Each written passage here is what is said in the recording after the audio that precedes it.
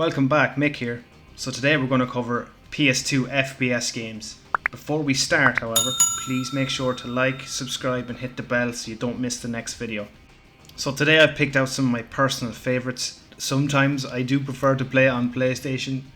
Sometimes I just want to kick back on the couch, play an FPS game and not have to concentrate and lean forward holding the keyboard and mouse. This could trigger some of the PC elite, but hey, feck it, let's get into it. So the beer we're drinking today is Guinness Original Extra Stout. So brewed by Guinness. The taste is a little bit stronger, a little bit more bubblier, but it is really nice. Just pour a little bit more here. And we'll get a slug out of that. So I've got my stack of games here. Let's get into it. Okay, so first up is Soldier of Fortune, another game made by the classic dev team of Raven Software. It's a hyper-violent shooter first released on the PC in the year 2000. The game was infamously known for its core system, named the Ghoul system, which allowed you to dismember your enemies with a vast array of really cool weapons. I'd argue alongside the Doom Super Shotgun, this game has one of the best shotguns in any video game. Anyway, so how does it play on the PS2?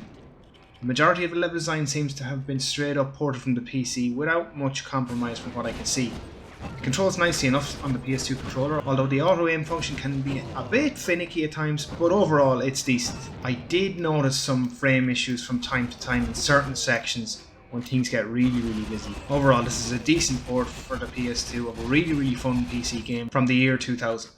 Okay, next up is a classic arena shooter Quake III, made by the legendary id Software and surprisingly ported to the PS2 by Bullfrog Games of all developers. They were actually known at the time for making popular PC strategy games such as Theme Park and Dungeon Keep, so I was surprised to find out that they actually did this port.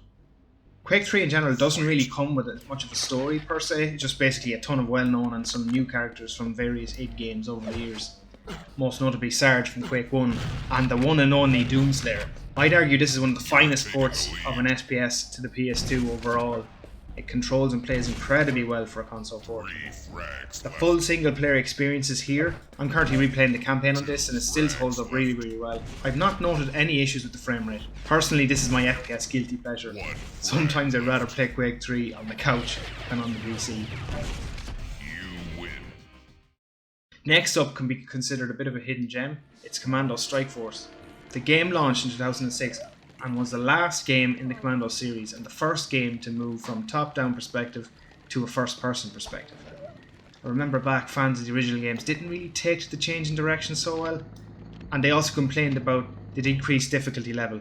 The old games were bloody hard games, really hard games. Personally feel at the time the reception was harsh. This game stands out on its own merit in the Commando's universe from my perspective. The missions play out in a similar way to that of the PC game from a strategy point of view.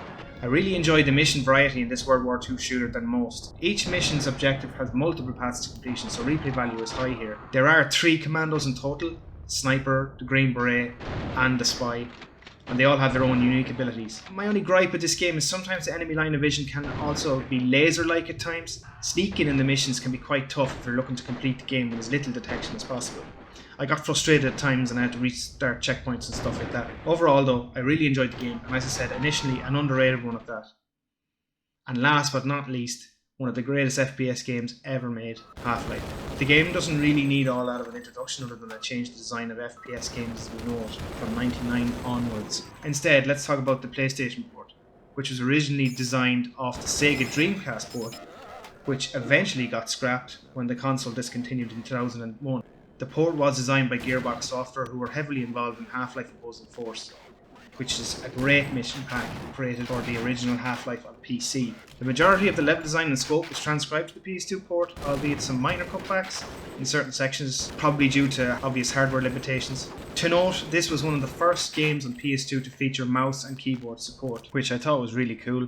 However, I do play this with a controller typically on the PS2. It utilises a manual lock-on system which works well for the most part. There are some bonuses to this version. Character and weapon models were improved upon. Most notably, however, was the addition of a brand new campaign called Half-Life Decay. This is built from the ground up with co-op in mind. The co-op campaign could technically be played in single player, however, you had to use 2 controllers and the AI was static, so basically you need to use the 2 controllers and manage progression separately as in move a character forward, switch the controller, then move the second character forward, etc. But I like that they've left the option in it, but it's not the ideal way.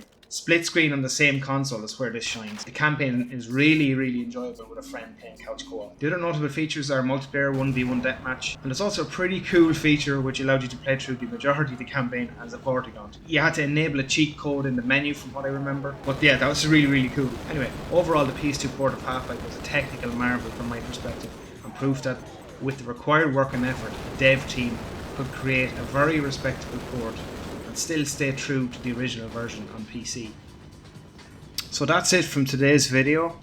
Please, as always, if you've liked this content, please like, subscribe and hit the bell icon so you never miss the next video. I put a lot of work into this, and leave some comments in the comment section below and let me know what you think. Anyway, appreciate it and thanks for watching.